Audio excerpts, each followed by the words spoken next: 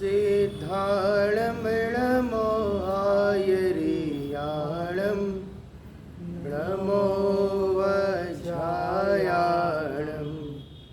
नमो लोये सबसाहुणम्।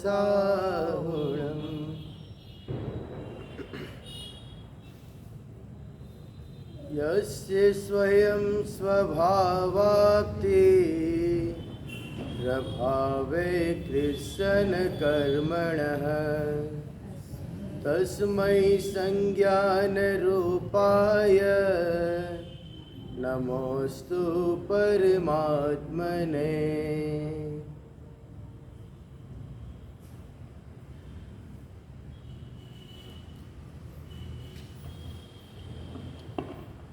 आचार्य पूज्यपाद द्वारा रचित इष्टोपदेश नामक ग्रंथ पर हमारी चर्चा विगत कुछ दिनों से चल रही है। जैसा कि आप सबको पता ही है कि वो जो सामने शिष्य बैठा है वो नए नए प्रश्न लाता है, नई नई शंकाएं उठाता है और उसी के समाधान स्वरूप में अगला श्लोक आचार्य पूज्यपाद कह देते हैं। अभी तक की चर्चा में ये आवाज़ गूंज रही है,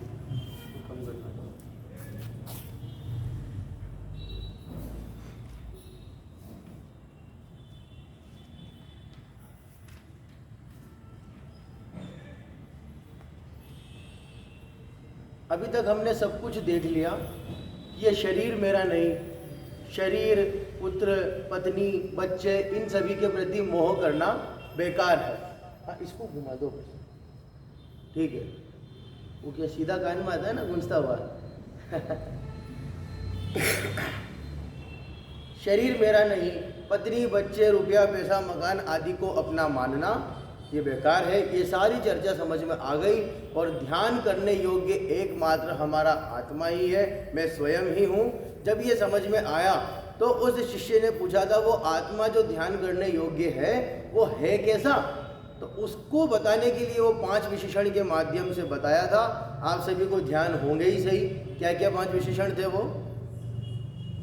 स्वसंवेदन से सुव्यक्त है, जानने में आता है, तनु मात्र शरीर प्रमाण है और अत्यंत सौख्यवान है और अनंत सौख्यवान और अविनाशी निरत्य, यह अविनाशी है। और लास्ट वाला कौन सा था?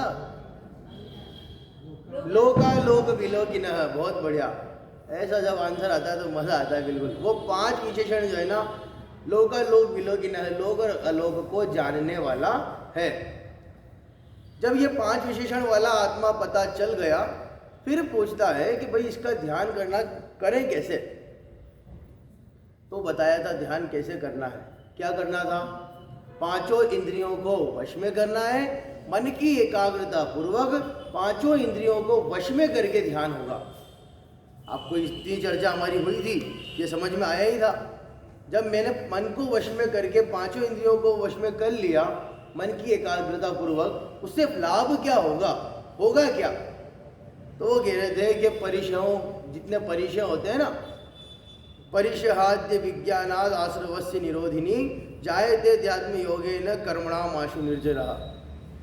अध्यात्म योग से, उस आत्मा के ध्यान से परिशय आदि जो होते हैं उनका वेदन नहीं होता। आश्रवस्य निरोधिन, आश्रव को रोकने वाले हैं। और कर्मणाम आशु निर्जरः, कर्मों की शीघ्र ही, तुरंत ही निर्जरा हो जाती है। मैंने बताया था आपको फायदा क्या हुआ।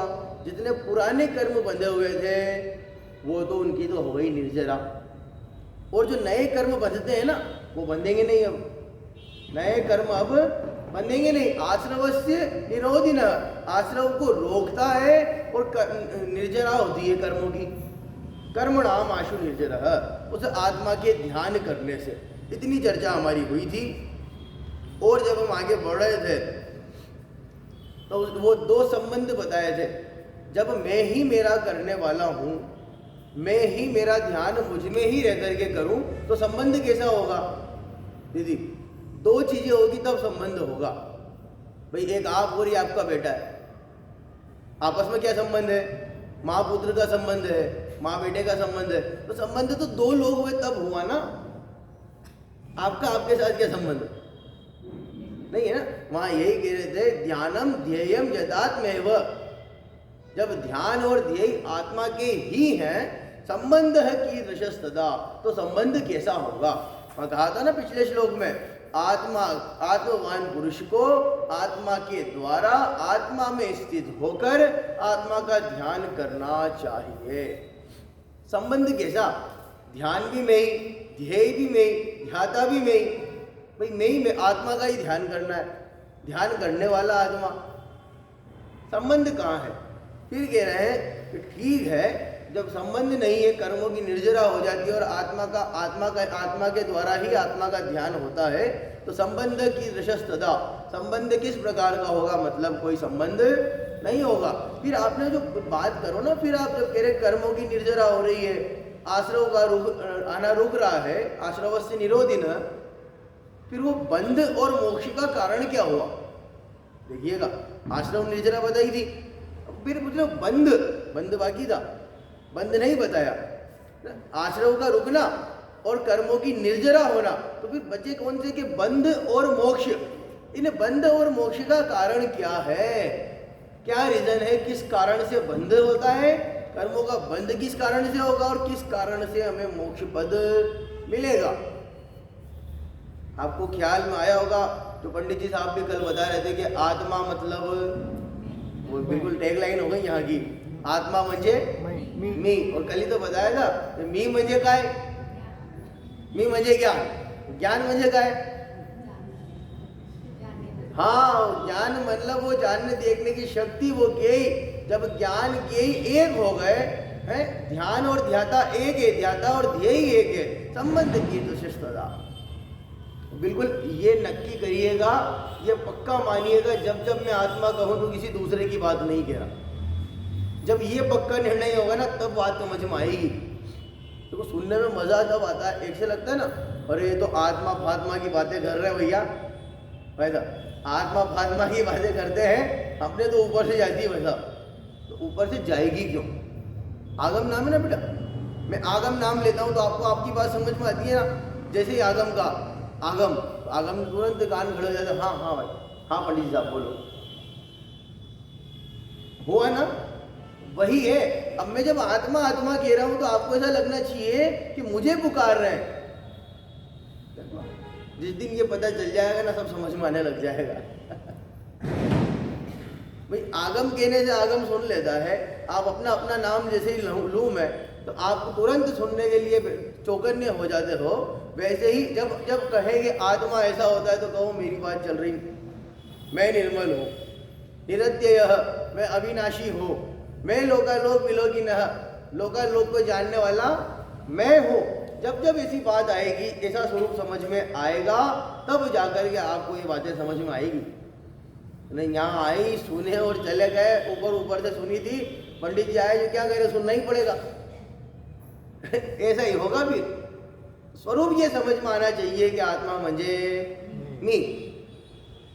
और कन्नड़ में क्या कहते हैं? नानू। और मंजे मतलब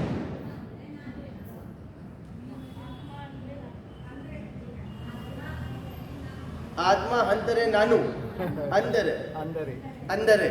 अच्छा, आत्मा अंदर है, नानू, आत्मा मतलब मैं, यही होता है ना। आत्मा अंदर है, नानू, आत्मा मतलब मैं, नानू मतलब मैं। वाह, गजब की भाषा था।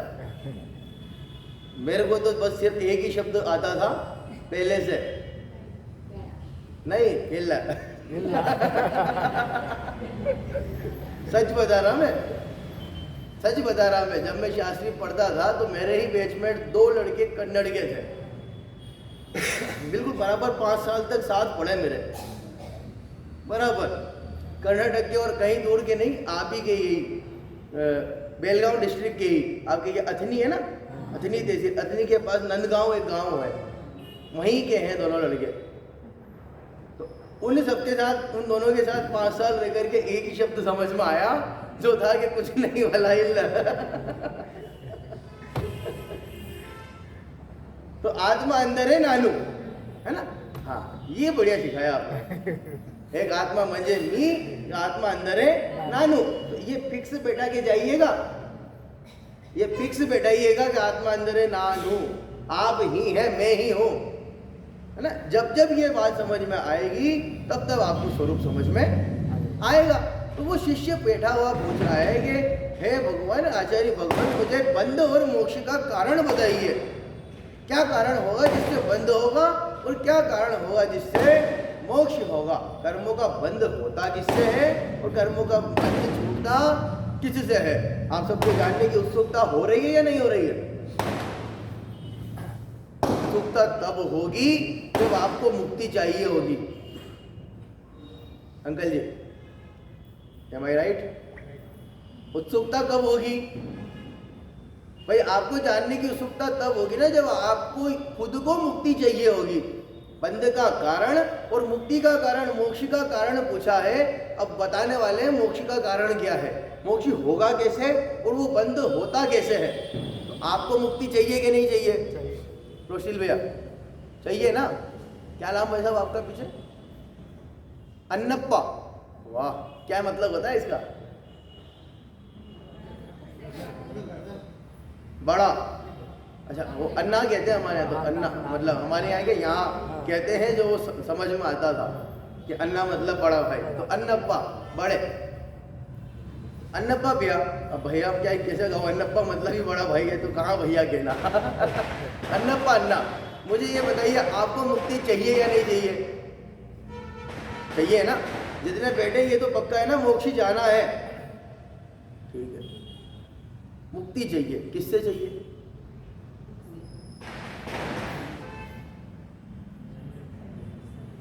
शाश्वत सुख के लिए। शाश्वत सुख की? अरे तो सीखी सिखाई बातें हैं।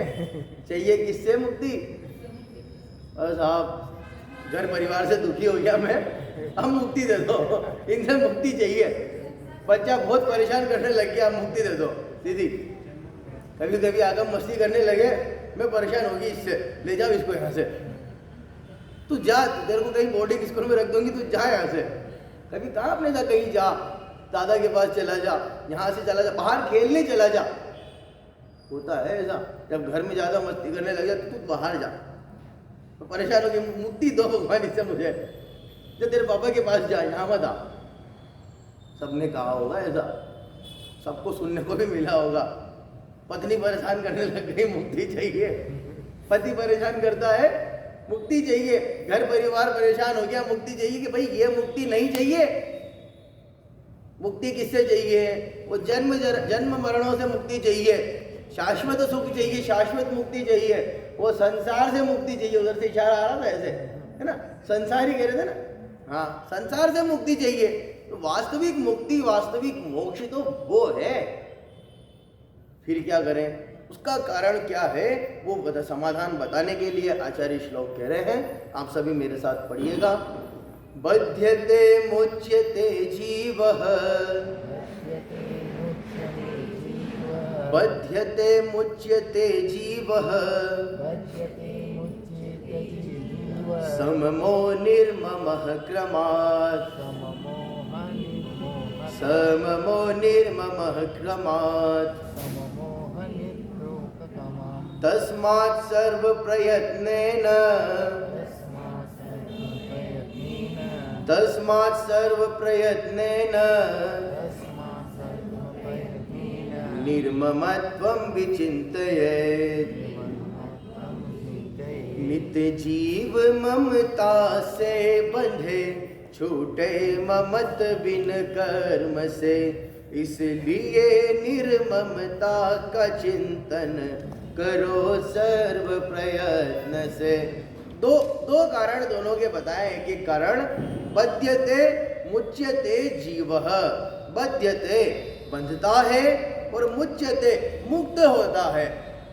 आपको भी शिष्य ने भी दो ही कारण पूछे थे ना, दो ही चीजों के। प्रोशिल भैया, बंध का कारण क्या है और मुक्ति का कारण क्या है? अनु भैया, इससे पिछले दिन, कल से आगे की चर्चा में हमारे शिष्य ने यही पूछा है कि बंध और मुक्ति का कारण क्या है। कह रहे बध्यते,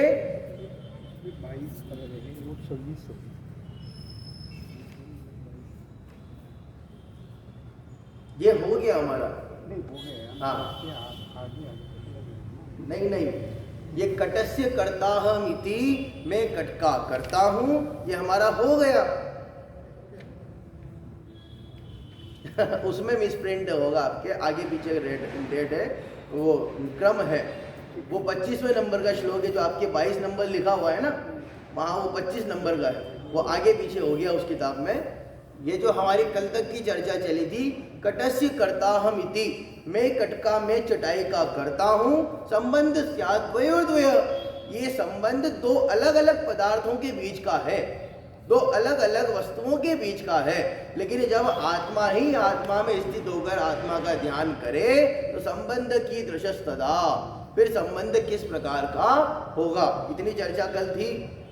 अंकल जी आपने ये वाली तो सुनी थी ना, मैं चटाई का करता हूँ, इसके आगे वाला श्लोक वही है जो अभी अपन ने पढ़ा ना, बंध और मुक्त का कारण क्या है।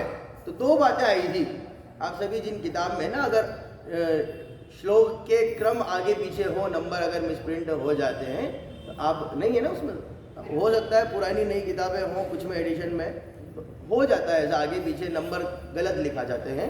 आप ये देखिए, अगला जो 26 नंबर का श्लोक है हमारा, बध्यते मुच्यते जीवः सममो निर्मम क्रमात्। बध्यते बंधता है, और मुच्यते मुक्त होता है, जीवः जीव। क्या क्या कारण है? ये बंधता है और मुक्त होता है, जीव बंधता है और मुक्त होता है। अब कारण बता रहे हैं, सममो निर्ममः क्रमात्। सममो मोह सहित, मोह सहित राग सहित बंधता है, निर्ममः क्रमात्, और निर्ममः वो राग मोह राग द्वेष से रहित, मोह से रहित, है ना, ममत्व, मम स ममो मोह से सहित, और निर्ममः अर्थात मोह से रहित, क्रमात् क्रम से। देखिए ये श्लोक लिखने का तरीका होता है, वहां लिख दिया बध्यते मुच्यते जीवः स ममो निर्ममः क्रमात्। जीव बंधता है और मुक्त होता है, मोह रहित, मोह सहित, मोह रहित, क्रमात् क्रम से।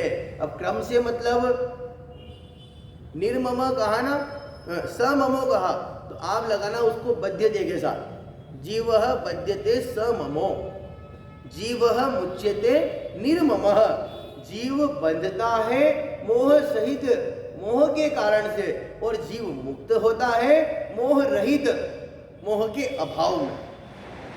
ख्याल में आया? जिनके पास किताब है, पुस्तक है, श्लोक सामने है, समझने का प्रयत्न कीजिएगा। बध्यते मुच्यते जीवः सममो निर्ममः क्रमात्, क्रम से। तो क्रम कौन सा? ये तो दो बताए ना, बध्यते सममो, मुच्यते निर्ममः, जीव बंधता है कर्म से, जीव जो कर्म बंधते हैं, सममो मोह सहित होने से, और निर्मम अर्थात मोह रहित होने से ये बंधता है और मुक्त होता है। तस्मात् सर्व प्रयत्नेन, तस्मात् इसलिए, सर्व प्रयत्नेन सब प्रयत्न में, सब पुरुषार्थ में, निर्ममत्वम विचिंतयेत्, निर्ममत्व होने का, मोह रहित करने का, मोह का अभाव करने का विचार, उसका चिंतन विशेष रूप से सर्वप्रथम करना चाहिए। वो कारण बताने के बाद में क्या करना चाहिए वो भी बता दिया। अच्छा, आपको लगता होगा यहाँ कह रहे हैं मोह सहित होने से बनता है, इसका मतलब पाप करने से नहीं बनता। देखिए, पाप करने से नहीं बनता, कर्मों से नहीं बनता।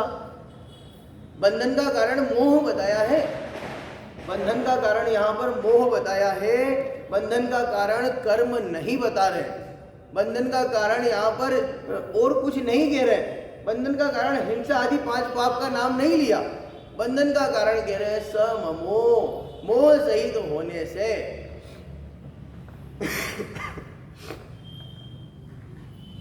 मोह मतलब क्या होता है? मोह दो तरह का, ममत्व बुद्धि, यह मेरा है, यह मेरा है, इस प्रकार की ममत्व बुद्धि करना, यह मोह है। इष्ट और अनिष्ट। और मोह भी दो तरह का बताया है, दर्शन मोह और चारित्र मोह। दर्शन मोह मतलब मिथ्यात्व लिया, और चारित्र मोह में मोह राग द्वेष तीनों आएंगे। यहाँ मोह मतलब सिर्फ ममत्व बुद्धि नहीं, मोह में भाई साहब पीछे, हाँ अंकल जी आपके बल, आपको समझ में आ रहा है ना जो मैं कह रहा हूं? बंधन का कारण क्या है? यही है ये पास में मित्र का बैठना और मित्र से राग पूर्वक बातचीत करना, वो राग है ना, वो राग बंधन का कारण बता रहा द्वेष भी बंधन का कारण होगा। बाकी देखो यहां मित्रता विच्छेद हो गई भैया। आओ जी, बंधन का कारण बताया मोह को।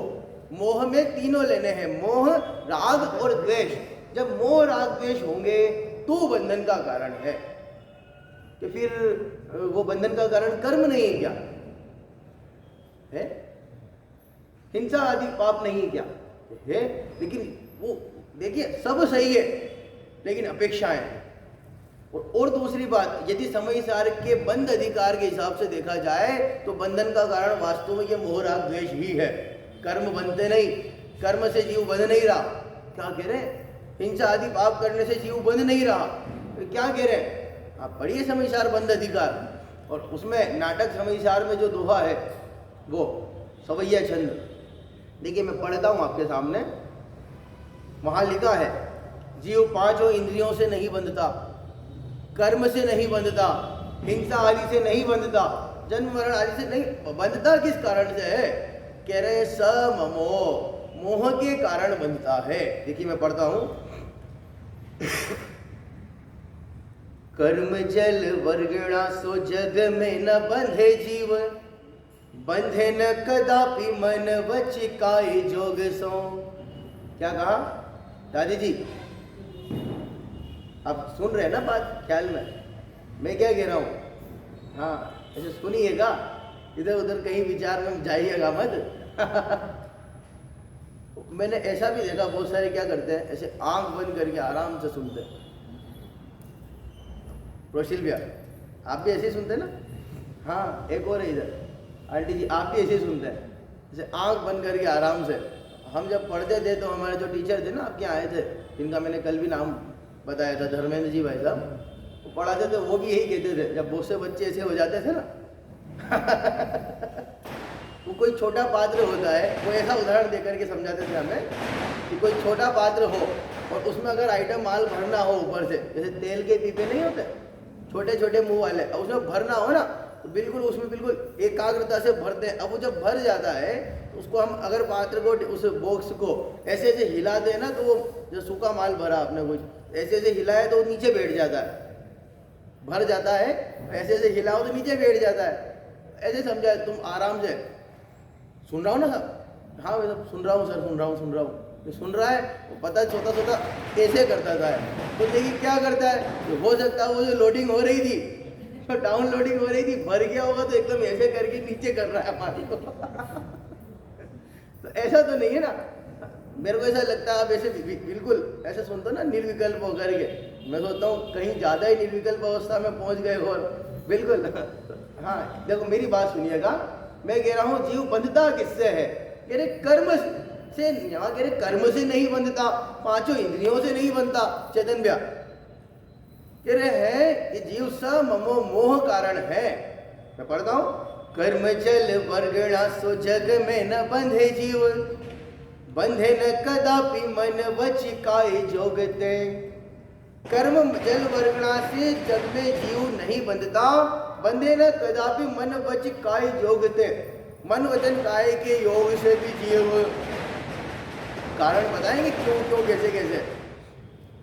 चेतन अचेतन की हिंसा से न बंधे जीव, बंधे न अलख पंच विषय विष भोग सो। चेतन अचेतन की हिंसा से न बंधे जीव, हिंसा से नहीं बंधता। तो छंदी मत हो जाना, बात पूरी सुन के जाइएगा। यहाँ तो कह खूब मारो काटो, बंधन तो होना ही नहीं है दीदी। चेतन अचेतन की, आप मत समझ लेना चेतन की हिंसा से न बंधे। हाँ पता चला। चेतन अचेतन की हिंसा से न बंधे जीव, बंधे न अलख पंच विषय विषय भोग सो। चेतन अचेतन की हिंसा से नहीं बंधता। बंधे न अलख, अलख मतलब होता है आत्मा। बंधे न अलख सिद्ध योग सो अबद्ध जीव, योग से नहीं बनता। हिंसा सो अबंध साधु ज्ञानी विषय भोग सो। कर्म सो अबंध सिद्ध योग सो अबद्ध जीव, कर्म से नहीं बंधता, हिंसा से नहीं बनता। कि क्यों? मुनिराज के, यदि महाव्रतधारी मुनिराजों के गलती से कोई जीव मर भी जाता है तो आपको ने पढ़ा होगा महाव्रतधारी मुनिराजों को दोष नहीं लगता, और हम देख देख करके चले ना तो भी हमें पाप लगता है। क्योंकि वे देख देख करके चलते हैं, है ना, देख करके चलते हैं, महाव्रत के धारी हैं, फिर भी यदि कोई जीव की हिंसा हो जाती है तो वे पाप की भागीदारी नहीं है। चेतन अचेतन से, चेतन अचेतन की हिंसा से न बंधे जीव। कर्म सो अबद्ध सिद्ध योग सो अबद्ध जीण। हिंसा सो अबंध साधु ज्ञानी विषय भोग सो। हिंसा से नहीं बंध रहा, है ना। इत्यादिक वस्तु के मिलाप सो न बंधे जीव। इन सभी वस्तुओं के मिलाप से जीव नहीं बंध रहा, फिर किससे बंधेगा? बंधे एक राग अधिक अशुद्ध उपयोग सो। बंधे एक राग आदि अशुद्ध उपयोग से बंधता है। मोह राग द्वेष आदि अशुद्ध उपयोग होंगे तो बंधन का कारण है। अब समझना क्यों। राग होगा ना, राग होगा तो ये सब के सब बंधन के कारण होंगे। राग होगा, फिर से कहता हूं, हिंसा से पाप है, वहां नहीं बंध रहे, क्यों कह रहे पता है? राग होगा तो ये सब बंधन के कारण है, और मोह राग द्वेष नहीं होगा तो ये कोई भी बंधन के कारण नहीं है। मन वचन काया होने पर भी और इनके नहीं होने पर भी, मन वचन काया नहीं होती, सिद्ध परमेष्टि, कर्म बनता है क्या? बनता है क्या? नहीं बनता। अनंतों के 4 कर्म का अभाव हो गया, बाकी 4 भी होंगे ना, डेफिनेटली हो ही रहे ना। मुनिराज हिंसा आदि करते हुए भी उसके दोषी नहीं कहला रहे। क्यों? मोह राग द्वेष है तो ये सब, ये सारे के सारे हिंसा, मन वचन काय, 5 इंद्रियों के विषय भोग, ये सब बंधन के कारण है। लेकिन मोह राग द्वेष का अशुभ उपयोग नहीं है ना। बंधे एक रागादिक अशुद्ध उपयोग सो। भी राग, मोह राग द्वेष के अशुद्ध उपयोग से ही बंधता है, यही बंधन के कारण है। ख्याल में आया ना? बंधन का कारण क्या है? जब मोह राग द्वेष होगा तो ये सब के सब बंधन के कारण होंगे, और मोह राग द्वेष नहीं है तो ये कोई भी बंधन के कारण नहीं है। मूल जड़ क्या है भाई? मूल में भूल है ना, तो मूल आप बिल्कुल जड़ से समाप्त कर दो उस चीज को। अपन तो मेन पॉइंट पकड़ते हैं ना, जड़ क्या है? जड़ मोह राग द्वेष, वही बंधन का कारण है। अगर वो है तो ये सब बंधन के कारण है, सबसे बंद होगा। फिर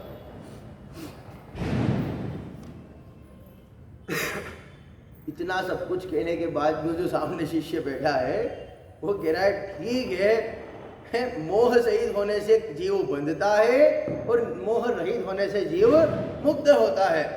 निर्ममत्व से मुक्ति की का कारण है और सममत्व बंध का कारण है। तो अगले श्लोक में वो अगले, अब उसका प्रश्न जो खड़ा हो रहा है ना, मतलब आप अगर सामने बैठे हो तो क्या प्रश्न खड़ा होता? बताओ भाई साहब, अगर हम सामने हैं, अब आप भी पढ़ ही रहे ना कंटिन्यू, अब आपकी क्या प्रश्न खड़ा हो रहा है?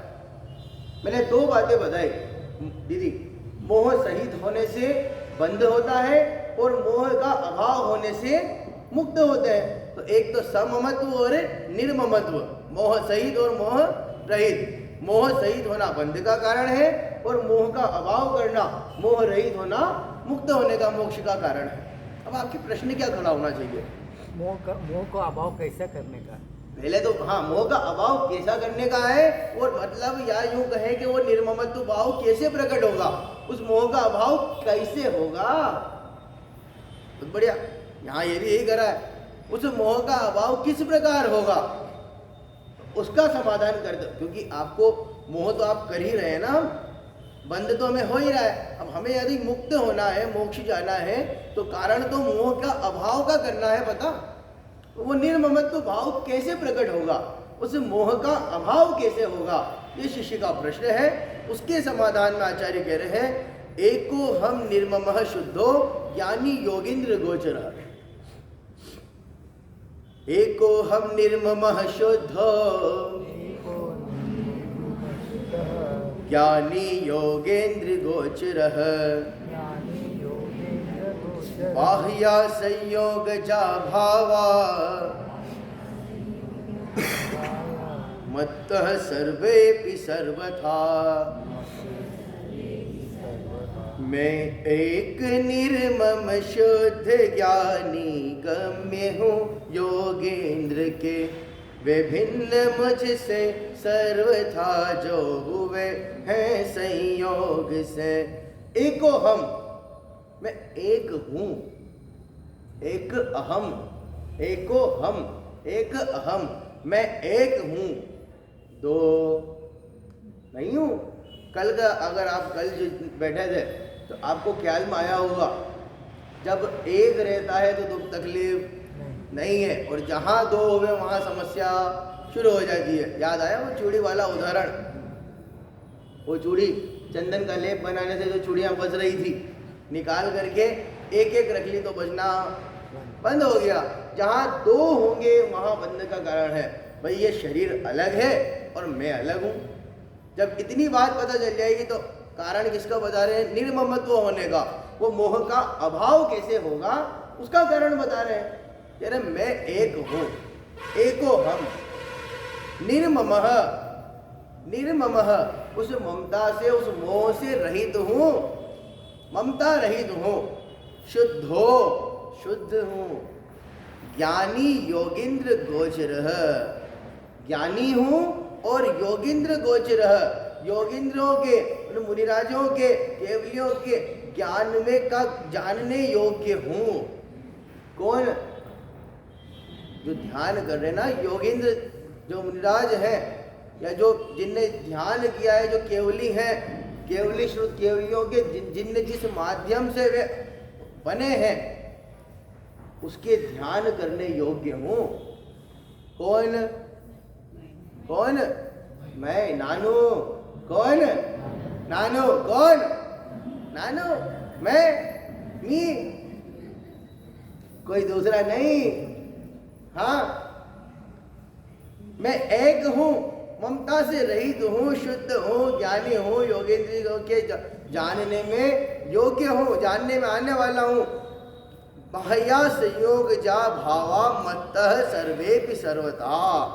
बाह्या संयोग, बाह्या भिन्न हूँ, संयोग जा, जितने भी संयोग जन्य है, जितने भी संयोग हैं, शरीर के दो, पत्नी के दो, रुपया पैसा के दो, बच्चे के दो, घर परिवार के दो, इन सभी संयोग से भिन्न हूँ। कौन? कौन? मैं। मत्तः सर्वेपि सर्वदा, इसलिए सर्वेपि उन समस्त, जितने भी समस्त सारे संयोग आ गए ना, वो शरीर, रुपया पैसा, पत्नी, मकान, ये सारे के सारे संयोग, मत्तः सर्वदा, ये सारे मुझसे, सर्वदा ये सभी मुझसे, बाह्या भिन्न है। जब ऐसा विकल्प आएगा, अब ये ऊपरी ऊपरी बातें छोड़ करके वास्तव में सोच के देखो चेतन भैया, ऊपरी ऊपरी बातें तो सब फोकट है, बेकार है। फोकट समझते ना, बेकार है। ऊपरी ऊपरी बातें करके सुन के चले जाओगे, कल फिर आ जाओगे, फिर सुन लोगे, ये 10 लक्षण पूर्ण हो जाएंगे और फिर अपने अपने काम धंधे, तो ये बेकार है। ये सुनना नहीं, वास्तव में ये समझ में आना चाहिए। मुझे ना मोह का अभाव कैसे होगा, तो सही में ये समझ में आना चाहिए कि वास्तव में मेरी बात चल रही है वो मैं दो नहीं हूँ, एक हूँ, शुद्ध हूँ, ज्ञानी हूँ, ममता से रहित हूँ। वो जिस मोह का अभाव करने की बात चल रही है वो मोह तो मेरा स्वभाव है ही नहीं वास्तव में। यदि वास्तव में निश्चय से देखा जाए वो मोह तो मेरा स्वभाव है ही नहीं ना। मैं उस मोह से, मैं उस ममता भाव से रहित शुद्ध चैतन्य तत्व हूँ। जब ये समझ में आता है ना तो फिर वो मोह का अभाव हो जाता है। आचार्य पूज्य बात कह रहे हैं, जब इतना समझ में आया तो मोह का अभाव करने के लिए इतना पर्याप्त है, ये ही आवश्यक है। मैं एक हूं, शुद्ध हूं, निर्मल हूं, निर्मम, ममता से रहित हूं। और जितने भी संयोग हैं, शरीर, पुत्र, पत्नी, भाई मोह तो इन्हीं से है ना हमें। घर परिवार, पति पत्नी, बच्चे, रुपया पैसा और ज्यादा पास में आए तो ये शरीर, मोह तो इसी से है। ये मेरा है, ये मेरा है, ऐसी ममत्व बुद्धि का नाम ही मोह है। ये मेरा है, ये मेरा है कह रहे हैं, इन सभी से मैं भिन्न हूं। मत्तः सर्वेपि सर्वधा, इन सभी संयोगों से मैं भिन्न हूं। जब इतना समझ में आया तो वो जो शिष्य सामने बैठा है वो कह रहा है, देह आदि के संबंध से प्राणियों को फल क्या मिलता है? आपने कह दिया इनसे मेरा संयोग नहीं है, ममता का अभाव करना है तो इनसे मेरा संयोग नहीं है। लेकिन जो संयोग करते हैं ना, मान लो शरीर है, पत्नी है, बच्चे हैं, रुपया पैसा है, इन्हें सभी से जो संयोग कर रहे हैं उसका फल क्या होगा? करने से उस प्राणियों को, जो प्राणी, जो जीव इन संयोगों में अपनापन मान करके बैठे हैं, इन संयोगों में ममत्व बुद्धि करके बैठे हैं, उसका फल क्या है? वो कह रहे हैं, दुख संदोह भागित्व। दुख संतोष भागित्व। ये एक साथ पढ़िएगा तो आपको बिल्कुल ख्याल में आएगा। दुख संदोह भागित्व, दुख संतोष भागित्व, संयोगादिह देहिनां, संयोगादिह देहिनां, त्यजाम्येनं ततः सर्वं, मनोवाक्काय कर्मभिः, मनोवाक्काय कर्मभिः। दुःखः संदोह भागित्वम, दुःखः संदोह भागित्वम। वो दुख संदोह मतलब ग्रुप, समूह, भागित्वम भोगना पड़ता है। संयोगात इह देहिनाम, संयोगात देह आदि के संयोग से ये शरीर देहधारियों को ये सब दुख भोगने पड़ते हैं। त्यजाम्येनं ततः सर्वं मनोवाक्काय कर्म भी। त्यजामि, मैं त्याग करता हूँ, मन वचन काया से इन संयोगों का मैं त्याग करता हूँ। वे कह रहे हैं, आचार्य पूज्य बात कह रहे हैं, यदि इन संयोगों को अपना मानता है तो दुख ही दुख के कारण है। ये सब दुख देने वाले हैं, दुख के कारण है। वापस से जाइएगा अपने वो 20 श्लोक से पहले वाली चर्चाओं पर। रुपया पैसा, पत्नी, बच्चे, मकान, इन सबको अपना मानने में क्या क्या तकलीफें हो रही थी, वापस से घूम फिर करके वहीं आ रही है चर्चा। चिंता मत कीजिएगा, आगे वो प्रसंग नहीं आने वाले हैं। जब वो पूछ रहा है कि जो अपना मान रहे हैं, देखिए यही तो मोह है, यही अज्ञानता है। इतनी देर से पहले बता ही रहे थे ना कि इनको अपना मानने से क्या मोह होगा।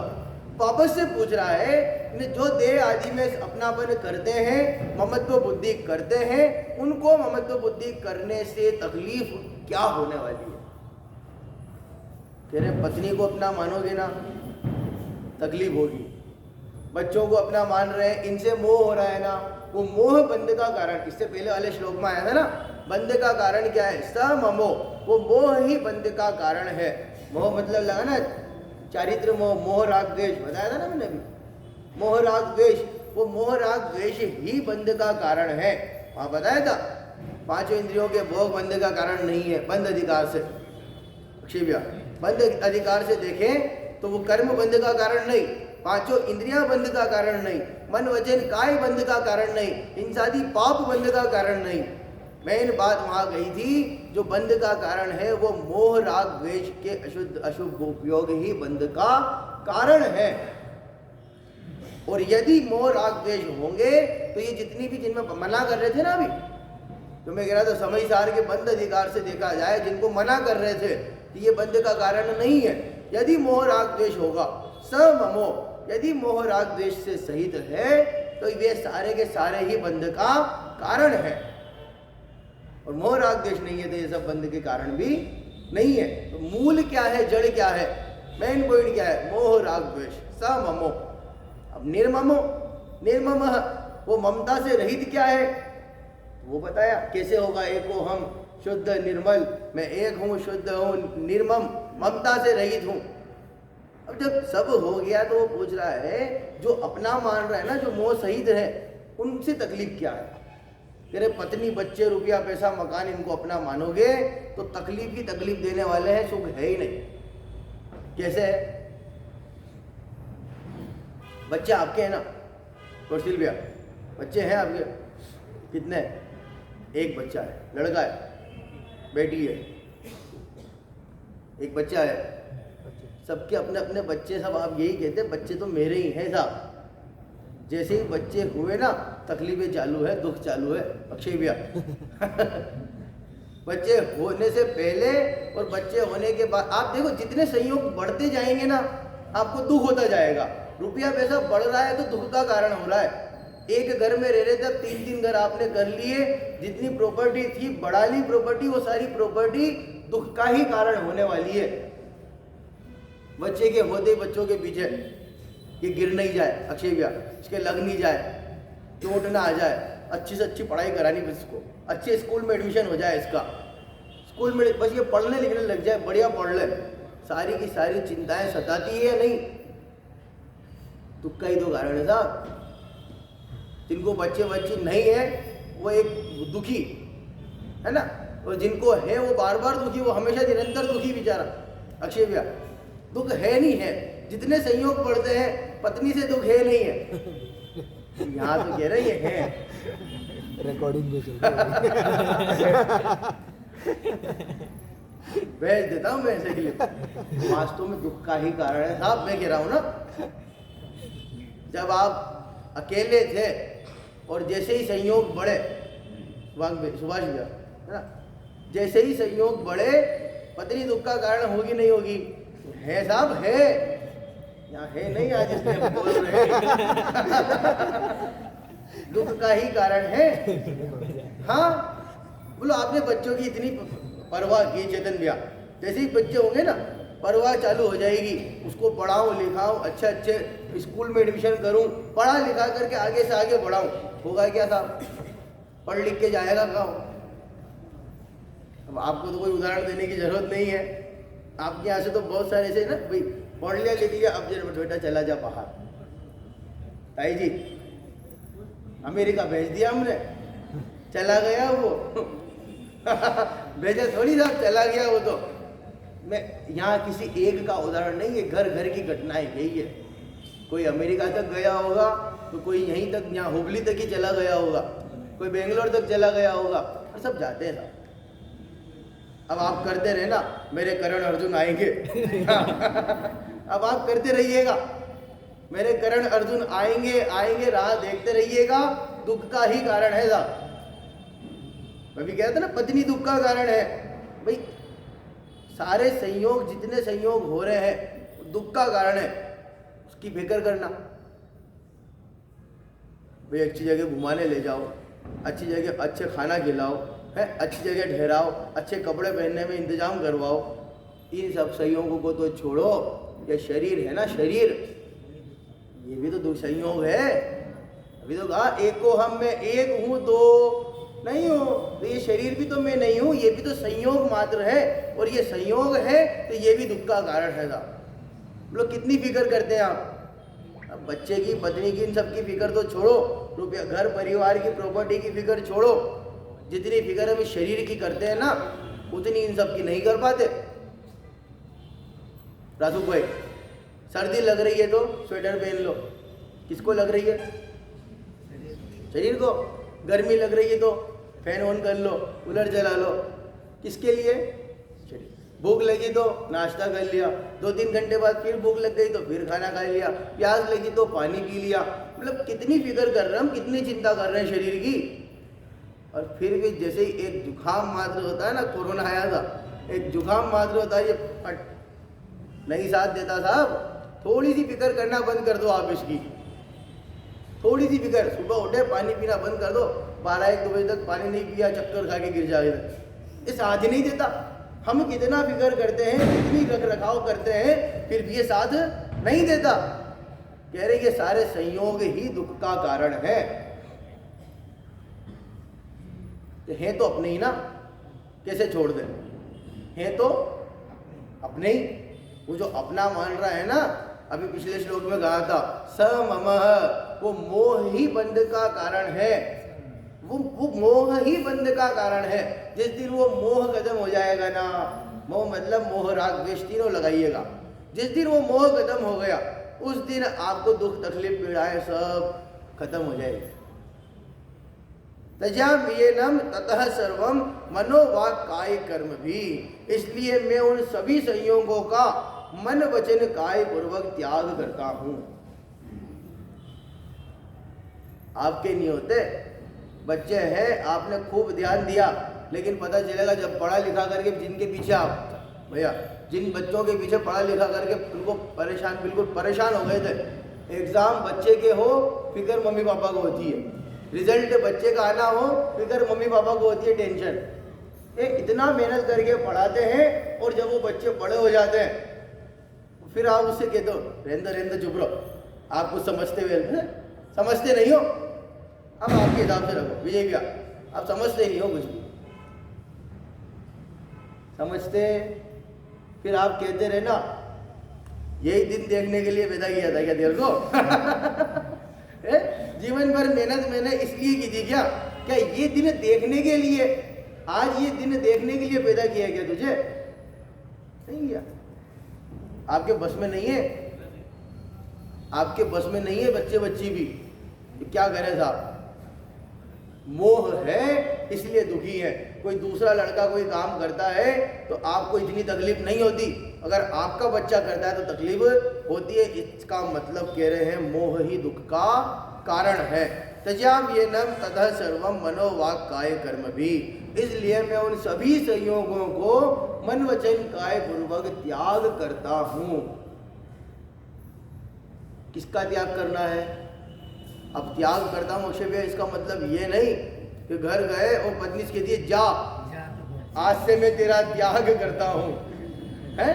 शरीर से कहे तो शरीर आज से मैं तेरा त्याग करता हूं, जा अब करके देख ले तेरी मनमानी, अब लग के देख भूख मैं खाऊंगा ही नहीं। क्यों? मैंने तेरा आज से त्याग करता हूं। क्या करना पड़ेगा त्याग करने के लिए? साहब त्याग कैसे होगा? घर पे जाकर सन्निधि से कह मत देना जा बेटा आज से मैं तेरा त्याग करता हूं। त्याग किससे करना?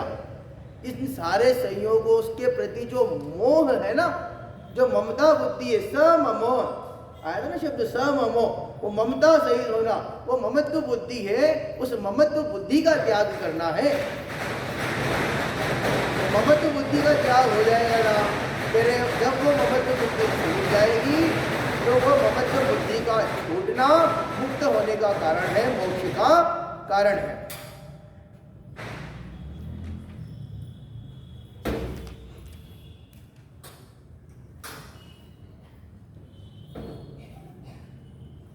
इतनी चर्चा आज हमारी हुई, आपको ये बात ख्याल में बिल्कुल रखनी चाहिए। वो ममत्व बुद्धि ही जो मोह है, वही ममत्व बुद्धि ये मेरा है, यही दुख का कारण है। और जब वो ममत्व बुद्धि छूट जाएगी, मोह का अभाव हो जाएगा, तो बंधन का अभाव होगा, बंध छूट जाएगा और मुक्त अवस्था को प्राप्त हम हो जाएंगे। तो जो कैसे होगी कि एको हम निर्मम शुद्ध, मैं एक हूं, निर्ममत्व ममता रहित हूं, शुद्ध हूं। कौन? मैं। तो ध्यान किसका करना? किसका? आत्मा का। आत्मा म्हणजे मी। वो पंडित जी साहब कह रहे थे ना, जो अपन ने पहले भी कर लिया था अभी। आत्मा म्हणजे मी, और मी म्हणजे काय? ज्ञान। मतलब आपके यहाँ गए तो आत्मा अंदर है, नानू अंदर है, आत्मा अंदर है, नानू। हाँ, तो ये दोनों भाषा सीख ली भैया अपनी। आत्मा म्हणजे मी, आत्मा अंदर है, नानू। तो जब जब आत्मा कहें तो आपको नानू वाला शब्द ख्याल में आना चाहिए कि आत्मा म्हणजे नानू, आत्मा अंदर है, नानू। जब जैसे ही चेतन भैया मैं आपका नाम लेता हूँ तो आप तुरंत चौकन्ने हो जाते हैं। तो जैसे ही आत्मा कहे ना तो यही समझ में आना चाहिए कि आत्मा अंदर है, नानू मेरी बात चल रही है। तो जब अपनी बात चलती है तो बड़ा रस आता है सुनने में, रुचि होती है, बिल्कुल इंटरेस्ट हमारा उसकी ओर जागता है।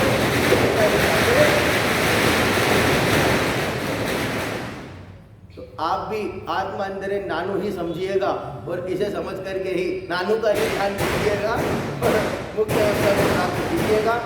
चर्चा हमारी हुई, शेष चर्चा